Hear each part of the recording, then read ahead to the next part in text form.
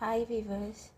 ఈరోజు నేను డైలీ మనం తినే దోశని కొంచెం ప్రోటీన్గా ఎలా చేంజ్ చేసుకోవచ్చో సింపుల్ ట్రిక్తో నేను మీకు చూపిస్తాను. మనము జనరల్గా ఇలా వైట్ రైస్ని తీసుకుంటాం కదండి. వైట్ రైస్ తర్వాత ఈ ఉద్దిపప్పు తీసుకుంటాము దోశకి 3:1 రేషియోలో. అలా కాకుండా ఇది బ్రౌన్ రైస్ అండి.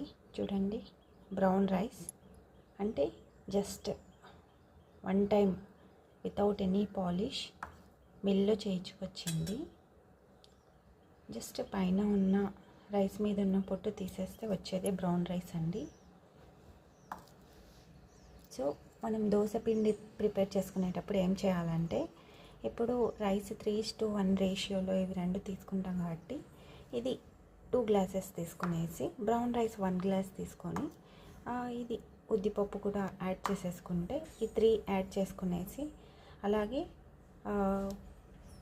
ఒక 7 to 8 అవర్స్ కనుక నానబెట్టుకునేస్తే దాని తర్వాత మనం పిండి చేసుకుంటే చాలా బాగా వస్తుందండి. వీటితో పాటుగా మనం దోశలో కొద్దిగా ఇంకా 2 ఇంగ్రీడియంట్స్ యాడ్ చేసుకుంటే దోశ చాలా పర్ఫెక్ట్గా వస్తుంది.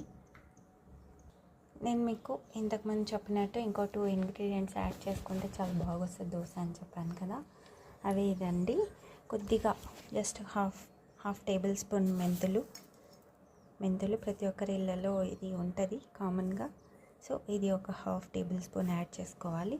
దాని తర్వాత శనగపప్పు అండి, ఇది కూడా ఒక 2 టేబుల్ స్పూన్స్ కనుక ఈ దోశ ఇంగ్రీడియంట్స్లో కనుక మనం యాడ్ చేసుకుంటే చాలా పర్ఫెక్ట్గా వస్తుంది దోశ, క్రిస్పీగా వస్తుంది.